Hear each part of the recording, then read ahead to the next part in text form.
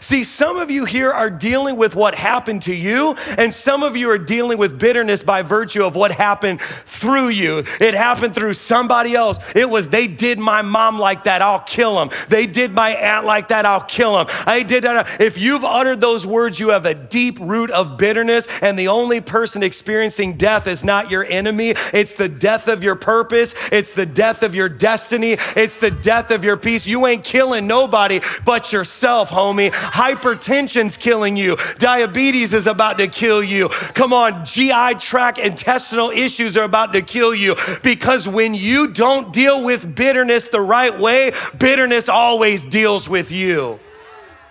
Can I tell you that it is a sin to not let God be the vindicator? It is and why do I say that? Because you will manipulate, you will control, you will get into forms of Christian witchcraft when you don't trust that God's gonna work it out, and that you have to use your words and your fake prophecies and your arguments to make something happen that God could have made happen if you got out of his way.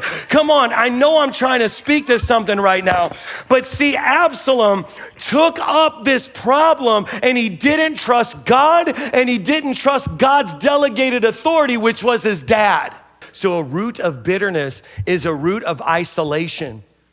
It's a root of loneliness. It's a root that says, I'll never talk to them. I don't care. I'm not talking to them this Christmas. I'm not talking to them on Thanksgiving. I don't need to talk to nobody. I'm just gonna go. And some of you think that distance produces deliverance. Some of you think, however far I can get away from my family, the further I get away, the healthier it becomes. The only problem is the bitter roots on the inside of you. And so distance doesn't produce deliverance, because you cannot outrun that which is already inside of you. You have to get this bitter root out. And some of you think, if they died, then I'll feel better. But death doesn't produce deliverance. Actually, what you'll find is they'll die. Then you'll realize you'll never have the confirmation. You'll never have the conversation.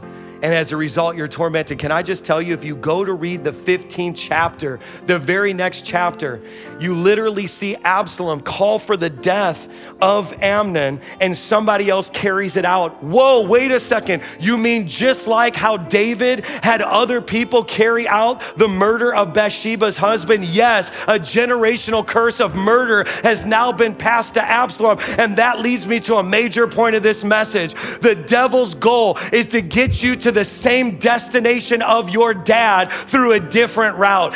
Some of you are like, I'll never drink like my dad drank, and you'll find yourself an alcoholic for a different reason than your dad became an alcoholic. Some of you think you can outrun a curse, but you can't. You must confront the curse with the blood of Jesus. You must stand and fight that thing directly head on. Some of you are like, oh, I'll never be a cheater like my mom was a cheater, but you'll find yourself cheating, and you'll do it for a different reason than your mom did it to your dad. The devil wants to get you to the same destination through a different route. You know GPS, when you start taking a different route, it'll say rerouting, rerouting, rerouting. The devil has a destination in your life. It's to kill, to steal, and destroy. And every single time you're on that path of righteousness, he will try to get you to reroute, to get you to the same destination of your forefathers.